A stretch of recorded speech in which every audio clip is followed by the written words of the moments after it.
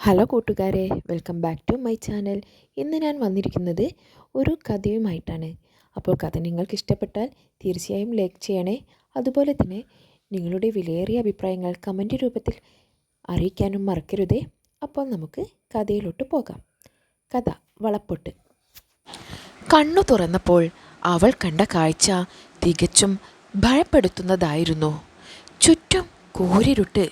ദൂരെ നിന്നും കേൾക്കുന്ന ശബ്ദം അവളെ ഭയപ്പെടുത്തുന്നതായിരുന്നു. അവൾ വീണ്ടും കണ്ണുകൾ മുറുക്കിയടച്ചു. ഓരോ ഇലകളുടെ ശബ്ദവും അവളുടെ ഉറക്കം കെടുത്തിയിരുന്നു. രാത്രിയുടെ യാമങ്ങളിൽ എപ്പോഴോ അവൾ നിദ്രയിലേക്ക് വീണു. കിളികളുടെ കളകളനാദങ്ങളാണ് അവളെ ഉണർത്തിയത്. മെല്ലെ എഴുന്നേറ്റു. ചുറ്റും നോക്കി. ദൈവമേ, ഞാൻ എവിടെയാണ്? മറ്റുള്ളവരൊക്കെ എവിടെ? അവൾ ഉച്ചത്തിൽ കരഞ്ഞുപോയി. കാടിൻ്റെ അതിർത്തിയിലായിരുന്നു അവളുടെ കൊച്ചു ഗ്രാമം. വിറക് ശേഖരിച്ച് വിൽക്കലും കന്നുകാലി വളർത്തലുമായിരുന്നു അവിടെയുള്ളവരുടെ തൊഴിൽ. സ്കൂളില്ലാത്ത ദിവസങ്ങളിലെല്ലാം അവളും അനിയനും അച്ഛനും അമ്മയ്ക്കുമൊപ്പം കാട്ടിൽ പോകുക പതിവായിരുന്നു. വിറക് ശേഖരിക്കാൻ അവളും അനിയനും മത്സരമായിരുന്നു. ആരാണ് കൂടുതൽ, ആരാണ് കൂടുതൽ എന്നും പറഞ്ഞ് അവർ സ്നേഹത്തോടെ വഴക്കു കൂടും. കാട്ടിലെ പഴങ്ങൾ പറിച്ചു കഴിക്കും. രണ്ടു പേർക്കും ഒരുവിധം കാട്ടുവഴികളെല്ലാം മനഃപ്പാടമായിരുന്നു. എങ്കിലും അച്ഛനും അമ്മയും അവരെ ശ്രദ്ധയോടെയാണ് നോക്കിയിരുന്നത്. ഗ്രാമത്തിൽ ഒരുപാട് ഉത്സവങ്ങൾ നടക്കാറുണ്ട്. കുട്ടികളെല്ലാം ചേർന്ന് പാട്ടും കൂത്തുമായി തകർത്ത് തിമിർക്കുമായിരുന്നു. കഷ്ടപ്പാടുണ്ടെങ്കിലും സന്തോഷത്തോടെ ഉള്ളതുകൊണ്ട് തൃപ്തിപ്പെട്ട് ജീവിക്കുന്നവരായിരുന്നു ആ ഗ്രാമവാസികൾ. അങ്ങനെയിരിക്കെ ഒരു ദിവസം സ്കൂൾ വിട്ടു വരുമ്പോൾ പെട്ടെന്ന് കനത്ത കാറ്റും മഴയും വന്നു. കുതിച്ചു വരുന്ന വെള്ളത്തിൻ്റെ ഒഴുക്കിൻ്റെ ശക്തിയിൽ പിടിച്ചു നിൽക്കാൻ അവൾക്കായില്ല. അവൾ ഒഴുക്കിനൊപ്പം മുന്നോട്ട് പോയി. അമ്മേ, അച്ഛാ, അവൾ നിലവിളിച്ചു.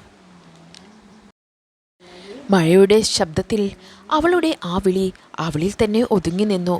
ഇന്ന് അനിയൻ സ്കൂളിൽ വരാത്തത് നന്നായി, അല്ലെങ്കിൽ അവനും എൻ്റെ കൂടെ ഈ വെള്ളത്തിൽ ഒലിക്കുന്നുണ്ടാവും.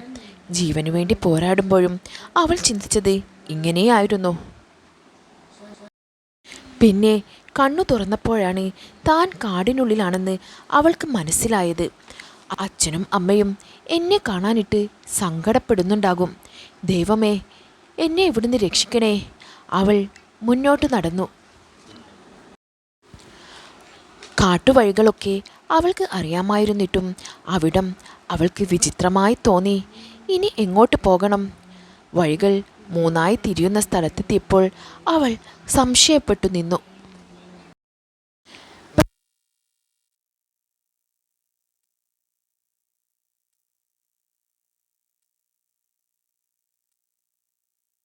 കിളികൾ ഒച്ചയുണ്ടാക്കി പറന്നുപോയി.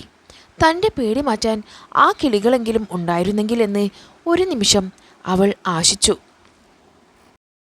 അയ്യോ! ഉള്ളിൽ നിന്നും വന്ന ആ വിളി പുറത്ത് വരാതിരിക്കാൻ അവൾ വായ ഒരു കൈകൊണ്ട് പൊത്തിപ്പിടിച്ചു. തൊട്ടു മുമ്പ് അവൾ നിന്ന ആ സ്ഥലത്തതാ ഒരു വലിയ കൊമ്പനാന. ശ്വാസം അടക്കിപ്പിടിച്ച് അവൾ കണ്ണുമടച്ചിരുന്ന്. ഏത് നിമിഷവും അവൻ എന്നെ കാണും, തീർച്ച. ഇനി എനിക്ക് എൻ്റെ അച്ഛനെയും അമ്മയെയും അനിയനെയും കാണാൻ കഴിയില്ലല്ലോ. അവളുടെ അടഞ്ഞ കണ്ണിൽ നിന്നും കണ്ണുനീർ മണ്ണിലേക്ക് ഇറ്റിറ്റ് വീണു. കുറച്ചു കഴിഞ്ഞപ്പോൾ മെല്ലെ അവൾ കണ്ണു തുറന്നു നോക്കി. ദൈവമേ, നന്ദി. കൊമ്പനെ കാണുന്നില്ല. ചുറ്റും നോക്കി. ഇല്ല, അവൻ പോയി. അവൾ മെല്ലെ മരത്തിൽ നിന്നും ഇറങ്ങി. പെട്ടെന്നാണ് മുമ്പ് കാട്ടിൽ വന്നപ്പോൾ അവൾ ഇട്ടേച്ചു പോയ പൊട്ടിയ വളക്കഷ്ണം മുന്നിൽ കണ്ടത്. അവൾക്ക് സന്തോഷമായി. ആ വഴിയിലൂടെ അവൾ നടന്നു. ഓടാനുള്ള ശക്തിയൊന്നും ഇല്ലായിരുന്നു. അപ്പോഴാണ് ദൂരെ നിന്നും അച്ഛനും അമ്മയും നിലവിളിച്ചോണ്ട് വരുന്നത് അവൾ കണ്ടത്. അവൾക്ക് സന്തോഷമായി. മോളെ, പൊന്നു മോളെ, നിനക്കൊന്നും പറ്റിയില്ലല്ലോ. അവർ രണ്ടുപേരും അവളെ കെട്ടിപ്പിടിച്ചു. അമ്മേ, അവൻ എവിടെ? അവൾ ചോദിച്ചു. വീട്ടിലുണ്ട് മോളെ. മോൾക്ക് വിശക്കുന്നോ? വാ, നമുക്ക് വേഗം പോകാം.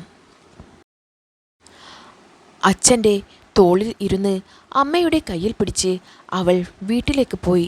ഒരിക്കലും ഓർക്കാൻ ആഗ്രഹിക്കാത്ത ദിവസത്തിൻ്റെ അവസാനങ്ങളിലേക്ക്. അപ്പോൾ കൂട്ടുകാരെ, ഈ കഥ ഇവിടെ അവസാനിക്കുകയാണ്. നിങ്ങൾക്ക് ഇഷ്ടമായെങ്കിൽ ഒന്ന് നിങ്ങളുടെ അഭിപ്രായം കമൻറ്റ് രൂപത്തിൽ രേഖപ്പെടുത്തണേ. കൂടുതൽ കഥകളുമായി ഇനിയും കാണാം. Thanks for watching.